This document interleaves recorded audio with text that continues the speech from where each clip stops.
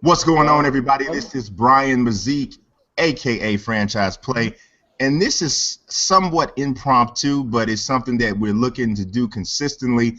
It's called Fighting Words, and what it is myself, Alex Smallz, which you just may know as Smallz TV, and our producer extraordinaire, Will Jackson, and we're going to be talking to you about combat sports. That's boxing and MMA on a consistent basis. Say what's up to the people, Smallz. What's up, everybody? I'm shutting my window right now because it's about to get extremely loud here, Brian, because we're going to disagree and agree on a lot of stuff here. A lot of debate is going to go down. Will's going to have to separate us when the bell rings. I understand. Sometimes it's got to be that way. You know, they say fighting doesn't solve anything, but sometimes fighting solves everything. So it is what it is. And Will, can you say what's up to the people? Hey, what's up, everybody? All right. So without further ado, we don't need to. I'm eating a saltine because I had a little bit of a cold a little earlier. So oh, there's that. So let's talk. We got to talk about how. Wait a minute, bro. How cold is it over there? It's not. It's like 60 something. But you know what it is? It's that get the flu weather over here, because what happens is, you know, people get so excited because it's halfway warm outside, and they come outside with a halter top and some dental floss, and then you get sick. Yeah. So I had on a halter top and some dental floss earlier today, and that's probably why I got sick. But it's okay. I got on a full shirt now, so there you go. At any rate, there you go. Here we go. Let's check it out.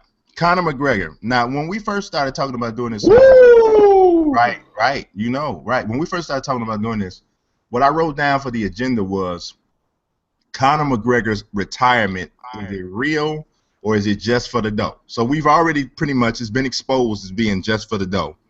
But I tweeted something out earlier today, and I'm gonna say what I gotta say, and then I'm gonna let you say whatever you gotta say. If you disagree, whatever it is, whatever. So I had to change the approach, right? Because, like I said, it's been exposed. It's already been, you know, it's obviously for the dough.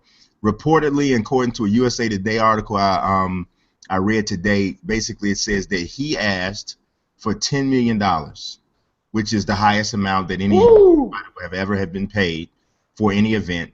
And because his rationale was that it's because he's handling part of the promotional duties.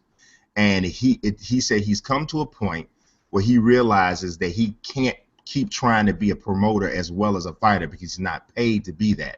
He needs to concentrate on just being a fighter.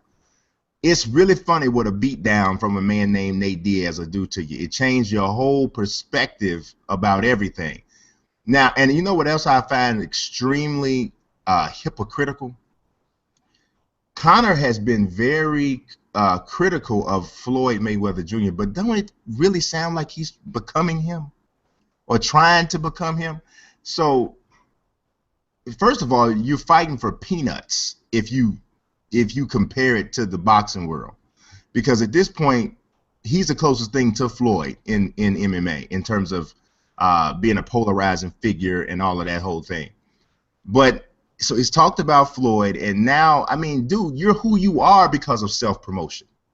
You're who you are because you promoted yourself. So now all of a sudden you got a beating, and now you don't want to promote no more. I mean, I think it's just ridiculous. I think it makes him look bad, period. It makes it seem like he's trying to weasel out of a rematch that perhaps he can't win. Because if you think about it, if he loses to Nate Diaz again, what does that do to Conor? Part of what Conor is the mystique. I mean, I don't know. What do you think? Conor McGregor is doing what no other fighter has done before him, and who hasn't had the power to do it before him. Conor McGregor is trying to do the Floyd Mayweather, paid as a promoter and as a fighter, trying to break in all the cash, percentage of the hot dogs, percentage of the sodas. The problem is he's not this immortal, undefeated animal. He got beat by Nate. A lot of people didn't see it. I sure as hell didn't expect Nate to come out that strong and beat him. Conor knows the game. He knows he has to chill out. If he loses to Frankie Edgar, there's nothing left. There's nothing for him. If he loses to Nate, again, at least he can go down to 55 or 45 and you can still sell something. Conor pulling out of 200 because he didn't want to do. He only wanted to do one press conference. Brian, I got to side with the fighter on this one. All you need is one press conference. All you need is one tweet. We know what the fight is going to happen. There's not much Conor can do. He could do stuff on Fight Week. He's done the most promotion out there out of anybody. You know, every fighter complains about the money. He's the only one out there playing the game. You know, he's trying to do it all, and I really respect that about him. Can he beat Nate? Yes, but he's obviously saying he wants the most money. I think he wants more than $10 million, Brian.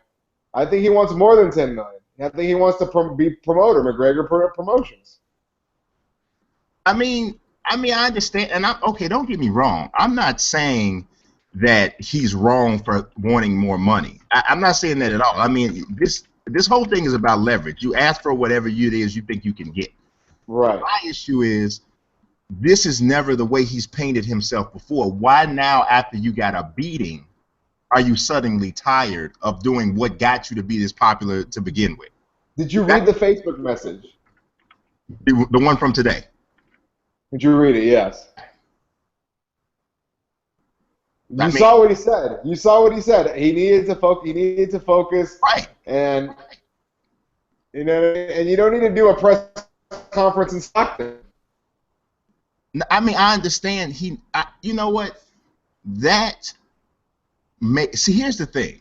When you run your mouth like Conor McGregor, you take away your ability to use these types of excuses. That's what you do. We wouldn't, dude, if Floyd lost and Floyd said, I'm coming off of Instagram, I'm not doing any more social media, I need to concentrate on fighting, that's it. People would rag him to death. Oh, now you off social media. Now you don't want to do none of this. All you was money Mayhem. You've taken pictures on beds full of cash at first, but now you done got beat. Now it's a different story. This is exactly what we're seeing. And and I'm not saying that there's not any validity to that approach. What I'm saying is the timing of it for a person with Conor's mouth makes it harder to accept. I'm not saying that there's no validity, but when you run your mouth a lot, you eliminate some of your excuses. That's just the negative side of having the mouthpiece. Because now all of a sudden you said that's true. You were a savage. You was a straight savage before. You don't need nothing. You could do this. I can do that. I can do it all. I'm a savage. I'm immortal. I'm this. I can knock Jesus out. This is all of the stuff he said. Now the dude that can knock Jesus out need to train more and don't want to do promotion. You can't multitask. So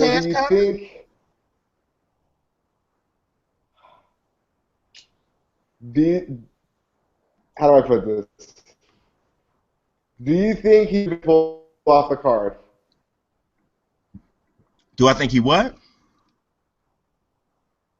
Do you think he should have been pulled off the main event? Absolutely. And from a business standpoint, I do think he should have been pulled off, because here's the thing. If I'm running a business, right, and you're my employee, and you try to position yourself in a place of power over me, I got to show you don't run this company, I do. And you're not bigger than this company. Because essentially what Conor tried to do, and I don't blame him for this, I don't. But essentially what he tried to do was he tried to do a power move. He tried to say, you know what, UFC 200 is your biggest show. I'm your biggest star. If I step out, the whole thing's ruined. You're going to lose buys. And their thing as business owners has to be to prove to him, bruh, it doesn't begin and end with you. There was a UFC before you got here. There's going to be a UFC after you leave. We got to show you where you stand. You're a good fighter, and we love you, and you bring in a lot of money, but you don't run it. So to me, to drive that point home, they had to pull him off the card. Why? If you don't, these type of moments right here are the moment of truth type moments. When somebody pulls your card, the way Conor has pulled the UFC's card, you got to either step up and say, hey, and answer that challenge and check him and bite the bullet for this particular card so that you don't lose control of your organization moving forward. Because if Conor gets his way this time, stars are going to be pulling it like this, like 40 going north, man. I'm telling you, it's going to happen. You know what I mean? So next up, it's the next person that's pulling this is John Jones. The next person that's pulling this is Ronda. The next person that's pulling this is this person. The UFC had to dig their feet in the ground and say, no, you're not gonna punk us. I think in denial the fighter is bigger than the promotion. That the fighter is the draw, not the promotion anymore. Back when it was stacked cards once every 2 or 3 months, yeah, that was the promotion. Now it's who's the crossover star. You got Ronda, you got Conor, and if he turns heel. If John Jones turns heel, he is the biggest draw in the game because nobody can beat him and he can just laugh in your face. So that's all I see coming out of that camp. I don't know, man. I understand what you're saying. Sorry. You're breaking up a little bit.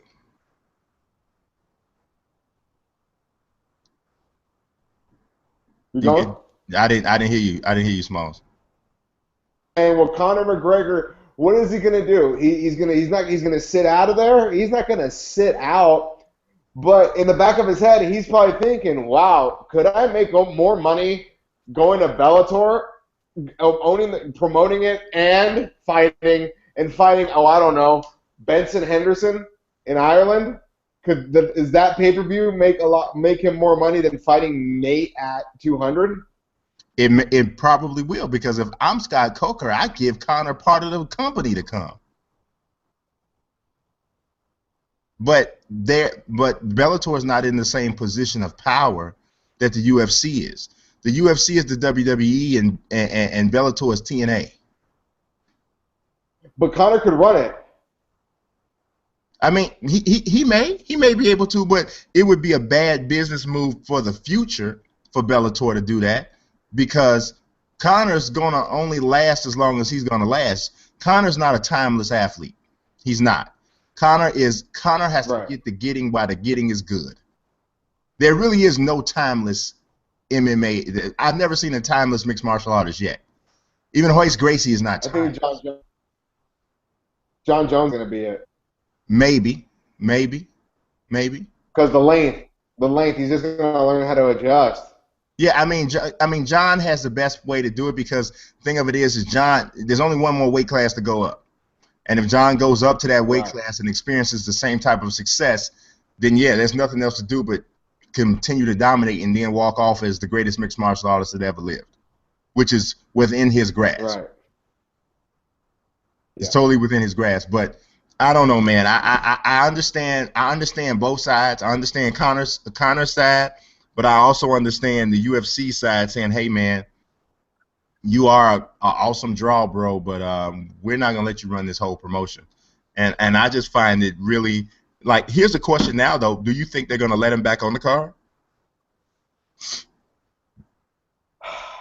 Here's the tough thing. The card sucks without GSP. If GSP is not going to come back for this fight, UFC 199 is better than UFC 200.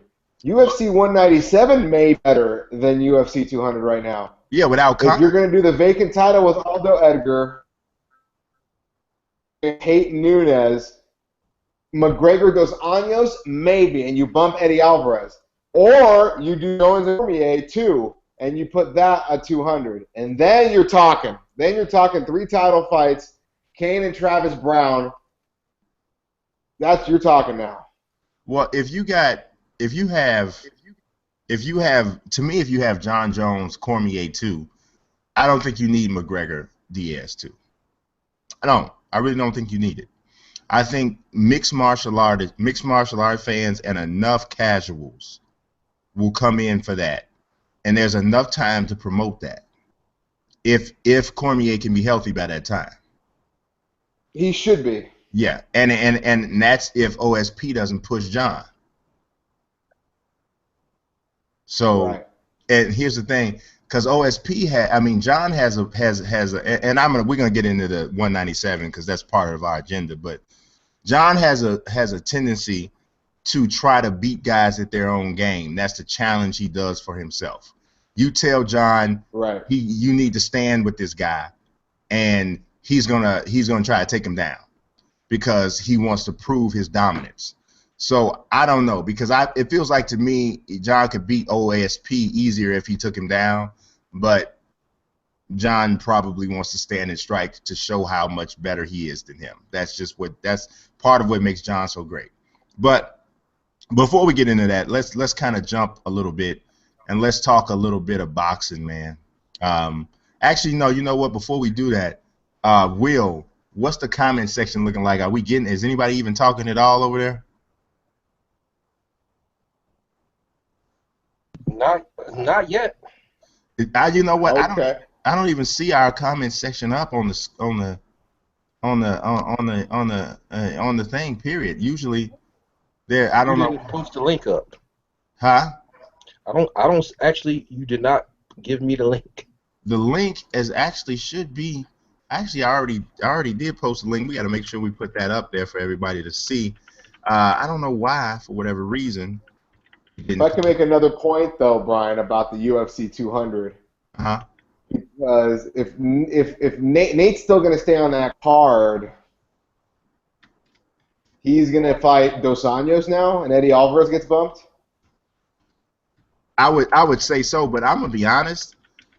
Who does anybody really want to? What about Eddie Alvarez and Khabib Nurmagomedov? Woo! That doesn't excite me. Khabib is going to plow through him. Yeah, that's why I guess it doesn't excite me. You know, that doesn't do anything for me at all. I'm not. I mean, Khabib doesn't need to fight anybody else unless it's for a title. He's earned that, and to me, the next time he steps in the octagon, it should be for a title. Right. So. Let's talk boxing, bro. For sure. I mean, dude, what is going? I mean, we're looking at this fight that's coming up. And it's, Golovkin against Dominic Wade on the same card. We got Chocolatito against McWilliams Arroyo. Woo! So I know you're of the opinion, and there's a lot of people who are right there with you with this, but you're of the opinion that Chocolatito is the best fighter in the world. That is my opinion after watching Andre Ward fight. He wasn't that sharp, Brian. He needs another fight. Oh yeah. That's why I have Chocolatito as number one, and then you could make an argument for anybody. Triple G is probably number two. You know what? I have a real hard time putting Golovkin number two because he really hasn't fought anybody, man. Who is your best win over? I mean, who's the best person? The best person Golovkin beat is Daniel Gio. I mean, where do you rank David Lemieux? Not that high, much higher over Daniel Gio, to be honest. I mean, we know how you feel about Will Monroe. Come on, man. I mean, dude. I mean, and I'm not saying that Golovkin's not a great fighter. Golovkin very well could wind up being the guy that everybody says he is. My point is that he hasn't beat anybody yet to prove that. Okay. So now what he is, he's just a scary dude, but we don't know what he'll do in the ring with a really, truly talented fighter. I mean, we're gonna see who the best middleweights are in the next 3 weeks. Are we? Because they're not fighting each other. Well, we're gonna have Triple G. We're gonna have Billy Joe Saunders fight as well, and then we have the Canelo Khan in May. So we're gonna really know. Wait a minute. I thought you got Billy Joe Jacobs too. I thought Billy Joe was out of his fight. Oh, is that what it is? No, I thought Triple G was. I thought Triple G was talking about Billy Joe's fight. I don't know. Will, can you confirm that? Did Billy Joe pull out of this fight? Because he's fighting like just some guy from like out of an alley or something. He's not fighting a big time guy. Can you confirm that? Because I He's thought, saying it's mandatory, right? yeah, I think it was his mandatory, man, and he chose that fight over. I forget, it was like $5 million or $7 million he got offered to fight Golovkin, but he turned it down, which I don't kind of blame him. But he turned that down, and he's fighting just some guy, and I don't know, but man, like, they're not fighting each other. So since they're not fighting each other, in my opinion, yeah, we're seeing the best middleweights, but we're not seeing the best middleweights prove themselves. That's a fair point. So I don't know, man. Golovkin against that, because I actually wrote the. You know what's going to happen, though. You know what's going to happen, though, Brian. I mean, this is going to be he's a 125-1 favorite in Vegas. Yeah, if you've seen Dominic Wade fight, you know why. I know. I mean, he's undefeated. He has some knockouts, but this is going to be bad. I mean, this is probably not going to go more than 6 rounds, I would say. Another knockout, and then he calls out Saunders and Canelo and Daniel Jacobs and whoever. Yeah, Billy Joe Saunders. I'm thinking Will is posting a link now in the chat. Oh, hand injury. Hand injury. Yeah, I believe he's out. So, man, I've watched Dominic Wade fight, and he's long, but he is he fights flat-footed. And he doesn't have tremendous power. I think he's 18-0 with 12 knockouts, so he's got decent power. But to beat Golovkin, you're going to either have to have immense power or you're going to have great footwork. This guy doesn't appear to have either. So he's basically getting paid to go take a beating. So, I don't know how we just got. Somebody jumped in the chat. I think because you put the Google Hangout link on Twitter, you didn't put the actual video link on Twitter. That's not what I meant to do. You gotta delete that. You gotta delete that witness.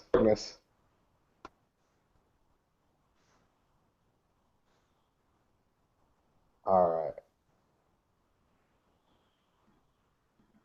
right. Yeah, I mean, I think we're good. All right. Yeah, I mean, I don't know, man. I'm just not excited about this at all. I mean, I'm not excited at all about what I see in regards to that, just this overall card, period. I think it's, I mean, I think people are super hyped up about Chocolatito, but to be honest, I do think he's had a couple good fights. Brian Valoria, I thought was a tough fight. But I don't know, man. I don't know. I don't know. I'm not fired up about it. Well, now that what's your final prediction for the Golovkin and Wade? I have TKO 6 rounds. I got TKO in the I don't think it's going to get past 5. So yeah, I wouldn't be. I wouldn't go against that at all. Who does Canelo fight? I mean, who does Triple G fight next? Probably I would probably say he fights. I'd probably say he fights Canelo next, as long as Canelo beats Amir Khan, which I don't know if that's a foregone conclusion like a lot of people think it is, but I think he probably fights. Probably fights Canelo. Like, I mean, I believe that Amir Khan can outbox Canelo, but can he stay away from him long enough to? Yeah, I mean, because obviously we know about Amir Khan's chin, and we also know that Canelo can punch. If Canelo catches Khan, he going night-night. He going night-night. So, but I do think that the hand speed, the footwork, all of that is in Khan's favor. It's just going to be a matter of can he avoid him long enough, more or less. So we'll see if that will be closer though. That'll be on Fighting Words episode 3, Brian. Absolutely. Gennady is gonna probably fight Saunders. I really do think he's gonna fight Saunders, and I think he's gonna fight Canelo next May. I see Canelo fighting a Manny Pacquiao. I see Canelo fighting another fight. Another big money fight. Another big money fight before the Triple G monster. So he's just gonna have to find a good opponent. Maybe he fights Daniel Jacobs because Daniel Jacobs had that relationship with Golden Boy. Maybe he fights Kid Chocolate. Who know? I don't know. But they're gonna find somebody since Al Heyman is really friendly now with HBO and Golden Boy, letting Amir Khan go over. He should let Adonis Stevenson go over. But that's for another episode, another time, another place. He's got an arsenal. Kid Chocolate, Daniel Jacobs. He could even put Amir Khan versus Triple G, depending on what happens in May. So I just don't see Canelo and Triple G fighting at the T-Mobile Arena anytime soon. They could even fight at Dodger Stadium. But both of those guys could probably fill up an LA market next May. Yeah, I mean, I think all of those fights, from a commercial standpoint, are definitely interesting fights. I don't know, man. I think that I don't know.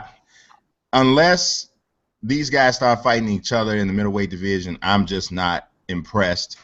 I'm really not impressed with Billy Joe Saunders, Gennady Golovkin. I mean, Golovkin's gonna kill Saunders because Saunders is not a great fighter.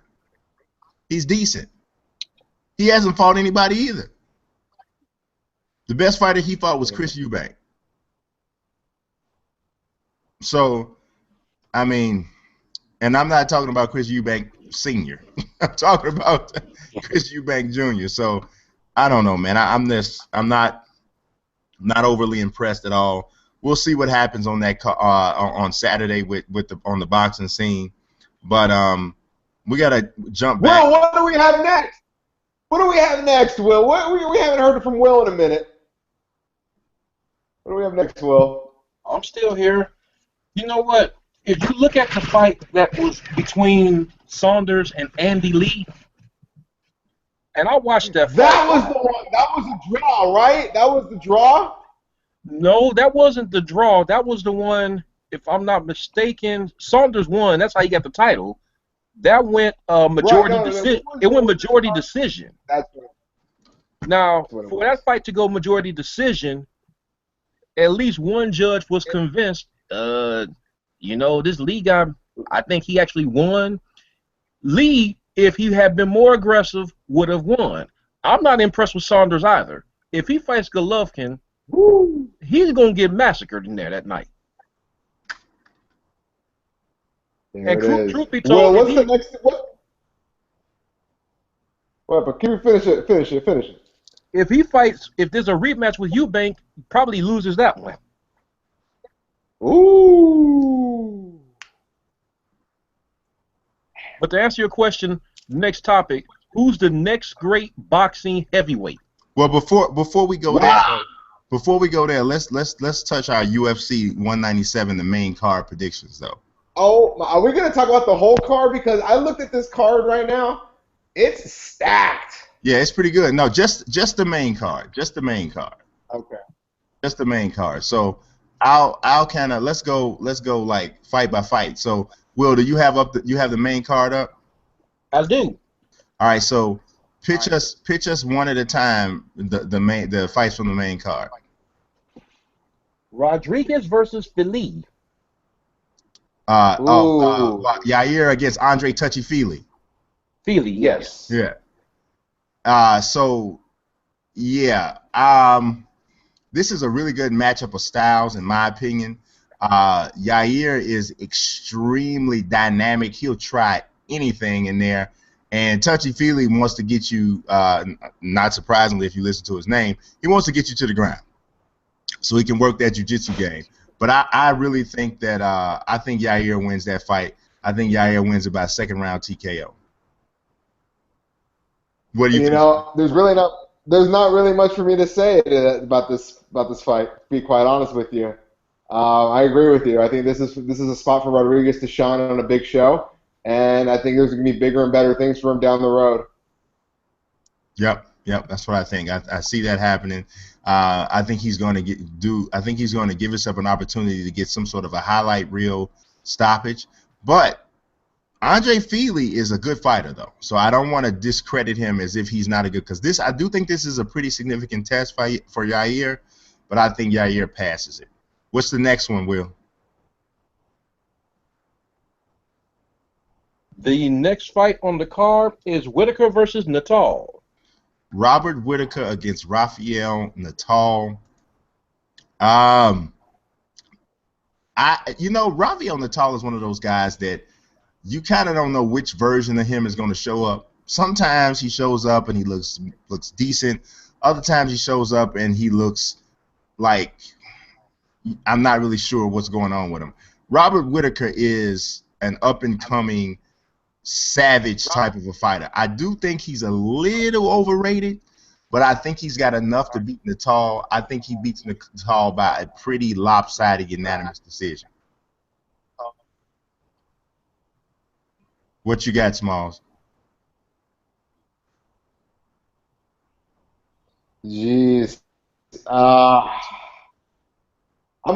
honestly don't really have much interest in this fight. I think it's going to be a good fight. I'll take Robert Whitaker by the unanimous decision. Yeah, I mean, I don't know. I can't take Natal against I can't take Natal over a truly hungry fighter. And I know that if nothing else, Robert Whitaker is hungry.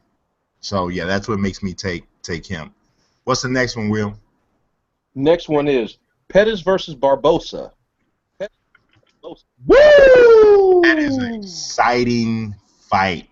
I mean, that could be highlight reel all day, or it could be a situation where both guys are super tentative because they know how dynamic each other's striking game is. In the end, I believe Pettis wins that fight by submission. I really like Anthony Pettis. He's had a lot of injuries. He's bounced back. He lost to Dos Anjos. Got mauled by Dos Anjos. Lost to Eddie Alvarez. That was in altitude, I believe, right, in Mexico City? Yeah. So maybe you could he needs to win this fight. He really needs to win this fight. I wonder if Dos Anjos never got injured and Nate would have fought Pettis. I would have taken Nate in that fight. I really like Barbosa. He slashes you hard. I got to take Anthony Pettis. I think he bounces back strong in this fight. I think this is a fight that's kind of tailor-made for him in a way. A stand-up guy who's going to pretty much, give him some awesome angles and good shots. And I think Anthony Pettis is going to be back on the Instagram. He's going to do a nasty knockout. Yeah, I think that I don't know, but Barbosa's definitely defensively he's susceptible, but I don't know if I can see him getting knocked out. But it could definitely happen. It could definitely happen. But either way, I think we both agree that that Pettis is going to win that one. So what's the next one, Will? Next one up is Johnson versus Cejudo. Mighty Mouse against Henry Big Head Cejudo. Henry Cejudo's head the same size as mine, and he's like 4'11", and that's really big. If anybody's ever seen my head, that's pretty large. But I think that Mighty Mouse wins that fight, and I think he wins it by submission in the 4th round.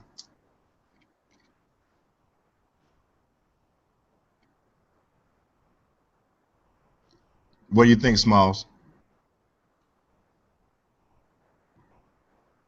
Smallz, are you there? Smalls, I don't know. I think I didn't hear anything what you said, bro. My Google Hangout. I'm here right now. Okay. But I didn't hear who you had winning. I said I had Demetrius Mighty Mouse Johnson winning by 4th round submission over Henry Cejudo. Okay, that's fair. I think Cejudo is getting pushed really, really freaking hard by the UFC. Kind of like how Paige Van Zandt and Sage Northcutt and Conor were. Mm-hmm. Still are. I don't think Cejudo has enough tools to beat Mighty Mouse. I think Mighty Mouse is just too versatile. It's crazy. We have the 2 pound-for-pound best fighters in the world fighting on Saturday, and all we could talk about is Conor McGregor. I can't believe I didn't mention that earlier. Yeah. But Mighty Mouse is an animal. I don't know what else to say. I got him winning. I think he's gonna come out and make an impressive performance. I'm gonna be impressed with his performance. Well, yeah, and I agree with you that Cejudo's getting pushed, but I think he's getting pushed, one, because yes, he is an Olympic gold medalist, but I also think he's getting pushed because the flyweight division, Mighty Mouse has cleaned it out twice over. So now they're hungry for a legitimate challenger for him. So Cejudo's one of the only respected guys that Mighty Mouse hasn't beat already. So, I mean, I even read an article a couple weeks ago about them saying they should absolve the flyweight division into the bantamweight division. See, that's insane. That's So, hold on, Brian. I'm gonna hold on 1 second. Sorry. It's all good. I'm gonna try and call you. Oh yeah, I'm calling you from my other line right here. Hang on. I'm gonna call you from my phone because I think it's gonna look a lot better. Sorry to interrupt. Let me see here. Do you hear me? Yes. Do you hear? All right, great. I think this is gonna be a lot better.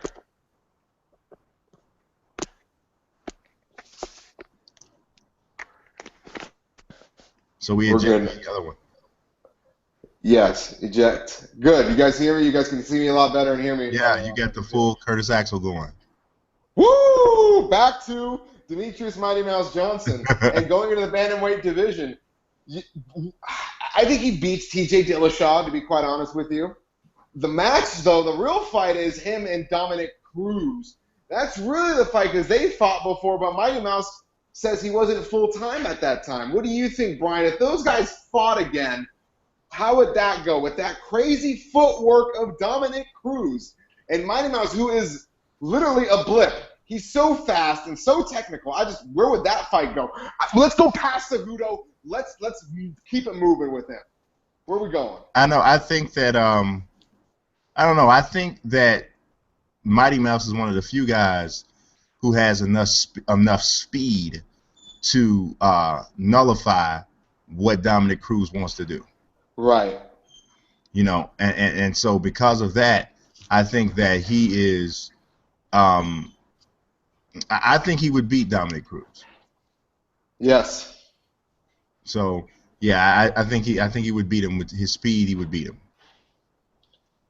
Dominic Cruz is one of my favorite fighters. I want to see that fight. That's a super fight. If Cruz is in favor is going to go down, I really want to see that. But don't absolve the division. Yeah, no, I don't like that either. I don't like that. Because that division has been perfect for Mighty Mouse. Now that the whole Ultimate Fighter thing is going to happen now with trying to find him an opponent. It's crazy. That lets you know how hard it is for them to find him a legit opponent. So, all right. So, Will, you talked about who is the next great heavyweight? I'm sorry. No. One more fight. Completely forgot about the best fighter in the world, Brian. How are you gonna completely? John Jones is gonna. When we do a live show at the John Jones, Cain Velasquez fight or Fabricio Verdum fight, he's gonna come up and smack you with his beard, his uneven, ginormous beard. I'm gonna run. Respecting the great one. Yeah, I would too. That's a big boy. Yeah, I'm bigger than him, but I'm still gonna run. Woo! He'll probably hit you with that 89-inch reach he has. Right. I'm still gonna run. But yeah. So John Jones over in St. Preux. Obviously, OSP is in for the injured Daniel Cormier. The fight makes me a little bit nervous because for John, because John, like I said earlier, is the type who wants to beat guys at their own game. There's probably a way he can make this fight much easier than he may be willing to make it. But, that's correct. But I think he's probably going to, one, try to give the fans a show because he feels obligated to them, basically, from the comments that he's been making because of the personal issues he's had, and he hasn't been in the octagon, and he's really hungry now he's set back while he's been out, and he's watched Ronda rise to the top. He's watched Conor rise to the top, and in his heart he knows he's better fighter than both of them. Correct. So that irritates him. You know, he's sitting here watching Daniel Cormier careen around with the belt that he already beat Daniel. So this is irritating him. You know, so he's really hungry right now, and I think he's very dangerous. But I also think that, one, he can't look past OSP because OSP is extremely powerful, and he's a good athlete. But I think John is a smarter fighter in the cage. I think John has more facets to his game.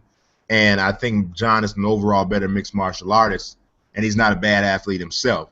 So I think that he beats OSP. I think he's going to get a stoppage. He's not going to accept anything less than a stoppage. So I could see him hurting OSP and locking in a rear naked choke or locking in a guillotine. I don't know if forget it. John Jones TKO round 2. John Jones is a freak who we haven't seen in a long time. He's been through a lot. He's been to jail and back. He's gone through with the police issues, with the drag racing drama. He's been strength training. He's been doing so many different things. We don't know how much he's evolved as a fighter. If he probably can, and he probably did, but he's been out of the limelight and out of the cage for so long. We really forgot how great John Jones is. So for John to come back and to get, basically, this is a warm-up fight for UFC 200 for him. No disrespect to Ovid St. Preux. I think he's a great fighter. He had a hell of a fight with Glover Teixeira, which he did lose, but I thought he was going to get him. Maybe he blew his load, whatever.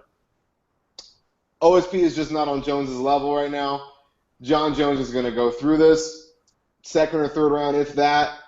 I think John Jones has to come out and make a statement and call out Cormier, call him all kinds of crazy things, and fight him in the main event of UFC 200. That's what I'm saying, Brian. A crazy WWE-style call-out. Daniel Cormier will come up against the cage. They may go nose-to-nose. They got to sell some tickets. They may announce Conor McGregor's opponent, but that sure as hell is going to happen. Yeah, I mean, I don't know. I could see. I mean, I definitely can see that. I can see that easy. I don't know how long do you think it's going to be before John goes to heavyweight? Like how many fights? He's going to have the OSP fight. He's going to fight Daniel Cormier, and then he'll probably fight Gustafsson at the Garden. And then that'll be it for him. I think he has unfinished business with Gustafsson. He wants to really punish him.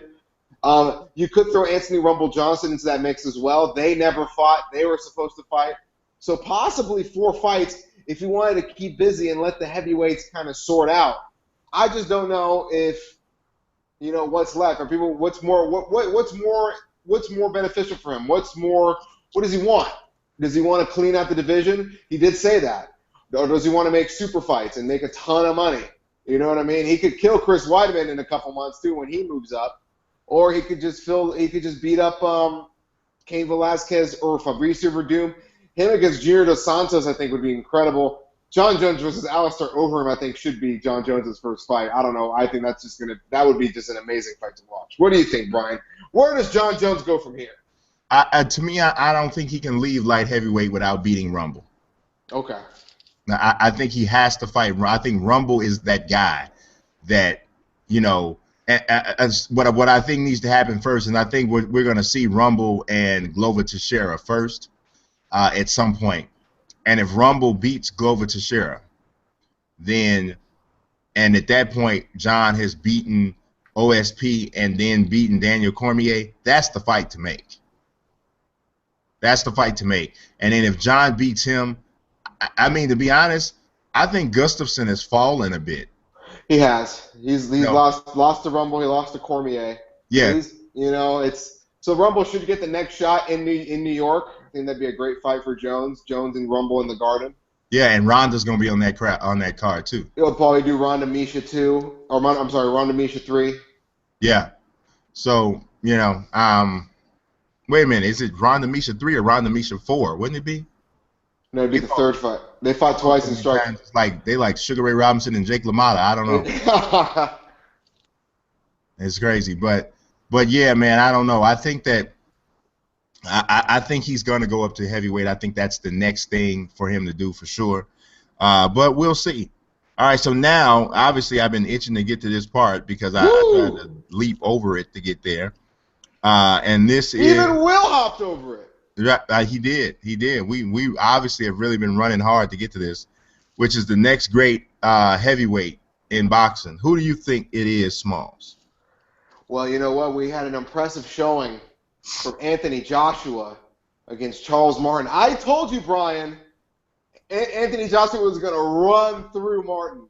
He was just going to run through him. You were like, no, Martin is pretty solid fighter. No, I never said that. You know, he's really good at hurting other people's knees and ankles. Oh, you know, no. He may be able to tear Anthony Joshua's meniscus with his incredible footwork.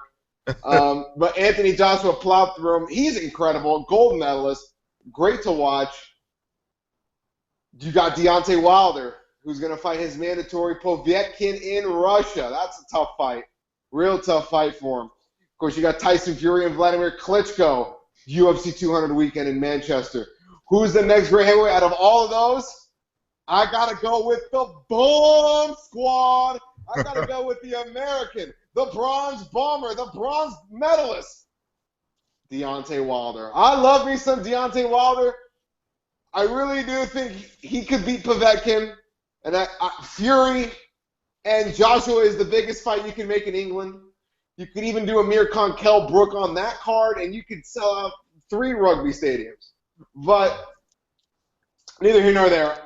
I'm taking Deontay Wilder and Anthony Joshua to unify the titles. I think that would be the unification because Tyson Fury, I think Tyson Fury can make more money with Anthony Joshua than he can with Deontay Wilder, to be quite honest with you, especially if the fight is in England. Yeah. He can make a lot more money. You can even throw David Hay on that card too if you really want to get fancy, because you can have David Hay fight Shannon Briggs. Yeah. Why not? Actually, David Hay already said Shannon Briggs. He's fighting Shannon next after the upcoming fight he has. He's fighting Shannon Briggs. Oh, okay. So after he's done with that sparring match, right? If he fights Shannon Briggs in the undercard of Tyson Fury, Anthony Joshua, I don't know what else to say.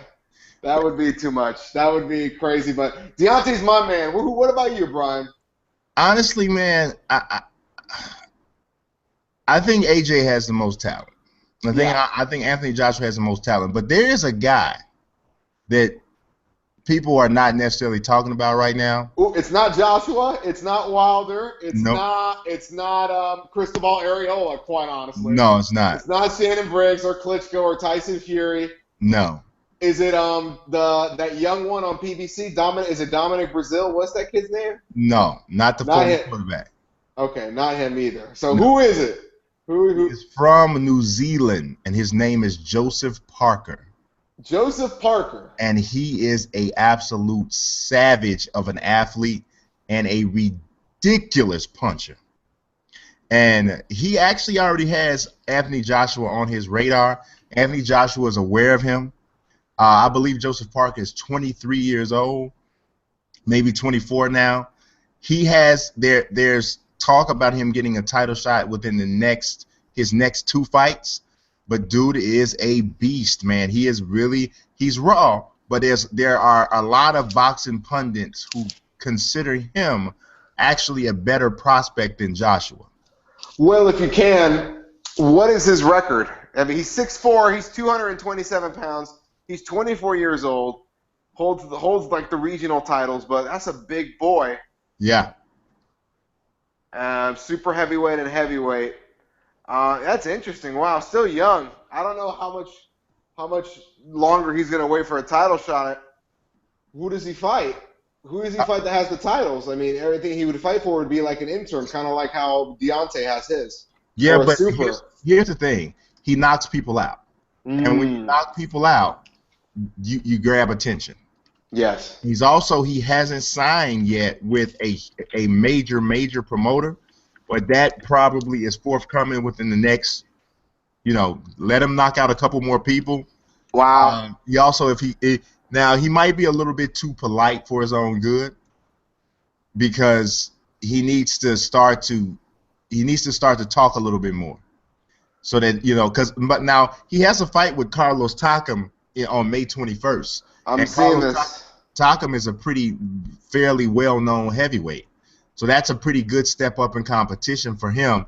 if and when he knocks him out, which I believe he will, then he's going to really then be on more people's radar. I think he has the WBO title kind of lined up. That's the one he would more than likely be contending for. Which is owned by Tyson Fury.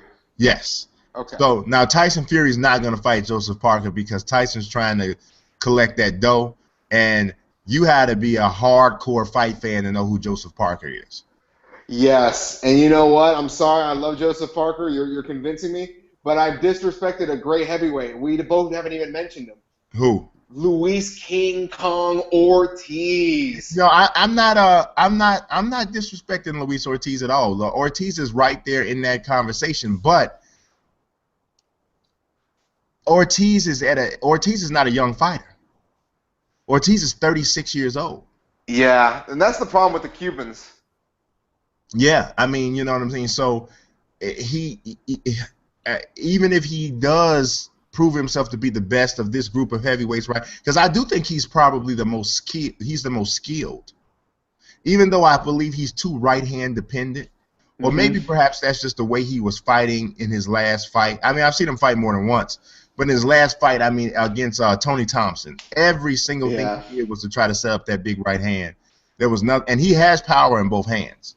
So, you know, against a better fighter, I wonder whether or not, you know, how his approach would change. But who is Anthony Joshua's promoter?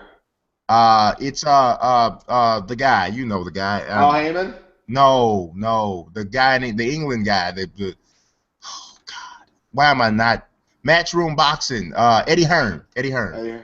So would it be possible to do an Anthony Joshua versus King Kong Ortiz fight?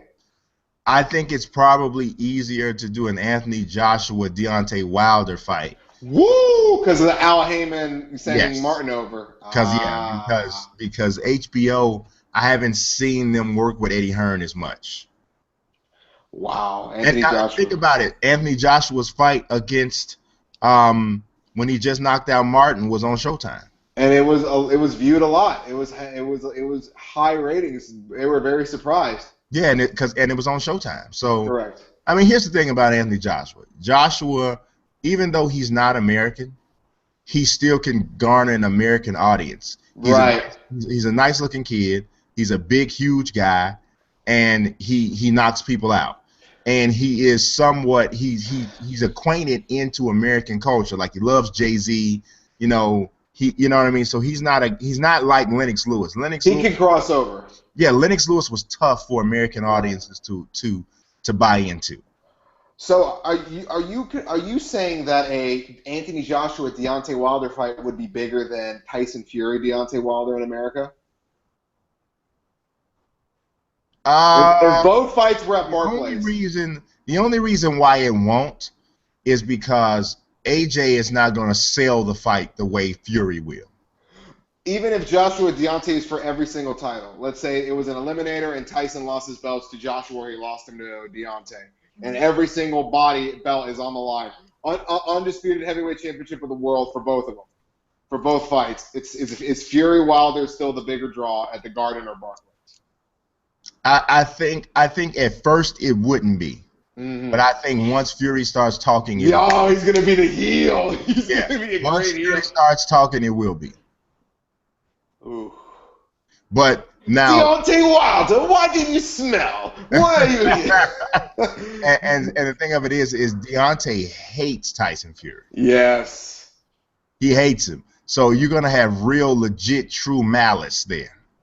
Yes. You know, but it would be interesting. It would be interesting. But DeAndre's biggest problem in that particular fight would be containing his emotions, because Fury's a smart guy in the ring. In the ring, he's a smart dude. He executes a game plan well. I mean, you may not like the way it may not be pretty, but he knows how to use that huge frame and that huge reach and all of the height and the size and the mass. He knows how to use it. So he's a tough guy, man. He is a tough fighter. That's not an easy win by any stretch. So it would be interesting because I still could, even though Deontay is undefeated, what is it, 36-0 with 35 knockouts, something crazy like that. Something like that. Even though he's had all this success, I still consider him raw. And Tyson Fury is not raw. No. So and when you're 6'9" or whatever height he is and the size he is, he has some big time power. Yeah, Wilder is 36-0 with 35 knockouts. The only guy to ever go the distance with Wilder is Berman Stavern. Correct. He was rocked on several occasions. So, but I don't know. If you ask me, the next greatest heavyweight, I would have to say Anthony Joshua. But I don't think that you can ignore Joseph Parker because I believe that guy's coming. Wow. It's amazing. The Klitschko's finally, like, the regime ends and the heavyweights are just fun to talk about again. We were so bored with the same thing. The heavyweight division is about to take boxing back over again. Now, before we move on, and I don't know if we have another topic after this, but let's say Deontay Wilder fought Klitschko instead of Tyson Fury that night. Would Deontay Wilder have won? I'm not sure he would because I think that to beat Klitschko, you have to be a good boxer. Okay. Because I don't think that what Emmanuel Stewart created with Vladimir Klitschko was really, to me, one of the most ingenious training jobs ever. Because he took a guy with a tragic flaw and he customized a style, helped him cultivate a style that, while maybe not pretty and aesthetically pleasing, it was one that was extremely successful. It was like, this is your thing. You got to keep people off your chin. Keep people off your chin. You can't take these shots. Be honest with yourself. You can't take these shots. Right. Here's what you got to do. You got the frame. You got the offense. You got the power, the overall physical strength. This is what you got to do.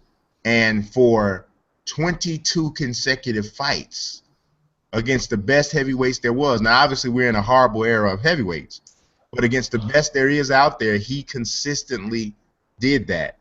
I mean, he didn't lose a fight for 11 years. Yeah. And we're talking about fighting 2-3 times a year. He didn't lose a fight for 11 years. That's crazy.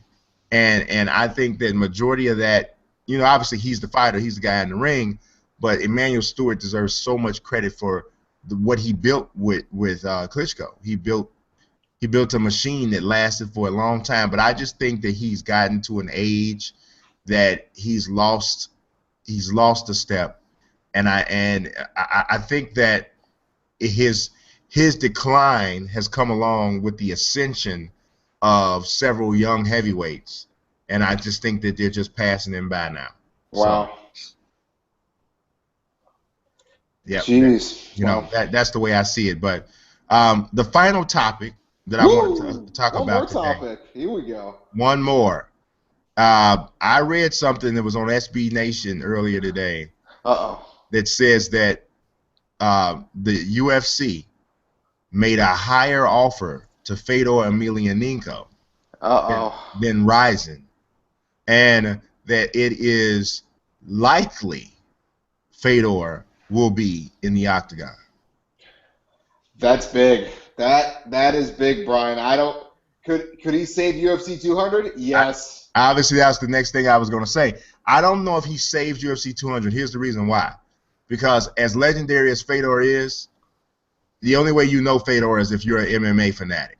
Yeah, but they'll market the shit out of this guy. They can do that all they want, but he barely speaks English. And he's not going to resonate with American audiences. American audiences are going to say, who is the Russian guy? Right. That's true. That's true to an extent. So he could be the co-main event, but who does he fight? You're going to have him fight Cain Velasquez? No way. No. I heard Fabio Maldonado was a guy. So they're not even going to give him a title shot right out of the gate. Right, because they want to give. No, they wouldn't give him a title shot. I think they would, because the thing of it is he may get destroyed. And then there's nowhere to go. So they're going to build him up. Right. Yeah. Will just gave us the article. It was on MMA Mania, which is under the SB Nation umbrella, and Yeah, UFC offered Fedor Emelianenko more money than rising probability to fight inside the octagon is quote unquote very likely. The article was written by Adam Guillen Jr. And yeah, he says they mentioned Fabio Maldonado as a possibility. Huh. And I don't know, man. I think he could bolster UFC 200, but I don't think you can put him at the top and say, hey, Conor, No. go on about your business, Conor. Yeah. I don't think it works that way. But I do think, Fedor in the octagon would just be amazing. It would be amazing. Let's think about the 5 opponents he could possibly have. Fabio Maldonado's one. Right. Bigfoot Silva, maybe, because Bigfoot Silva beat him. Yep. Mark Hunt, they have history, and that's an interesting fight, especially if you don't know where he goes. You could even throw Roy Nelson in there, possibly. Yeah. Even though that's a very safe fight for Fedor. I think Josh Barnett. You know what? There you go. That's the fight. Yeah. That's the fight. Because that was supposed to happen and it never did. That's the fight. Yeah. I think that would be a really interesting fight. Fedor against Josh Barnett. Barnett might be done, though, because Big Ben Rothwell choked the slob out his mouth in the last fight. So we don't know what I mean. Josh is loving the New Japan Pro Wrestling gig he got with Jim Ross. Yeah. So I don't know, man. But is Junior Dos Santos versus Fedor too high? I think that's too high to jump, especially the way Junior just looked at dismantling Rothwell. I mean, he looked like he was straight ready for another title shot. So yeah, I think that's. I'm really in love with that Josh Barnett, even though I won't think it happened. My last guy, Alistair Overeem, if he beats Arlovsky, because those guys never fought in the tournament. But if Overeem beats Arlovsky, he's got to get a title shot. You don't think he'd want the Fedor fight more? Nah, I don't know if does the Fedor fight make him more? Yeah, it probably does. Oh yeah. But Overeem probably thinks he can beat Verdum because he beat him once. True that. Tough fights. Yeah. Tough fights, Brian. I don't know. I can't wait to see if he signs the contract. Definitely dedicate a lot of time to that matchup because he hasn't really fought anybody of relevance in a while. I mean, he's been fighting random 1-0 guys in Japan. Yeah. We don't really know what he has. Right. We shall see.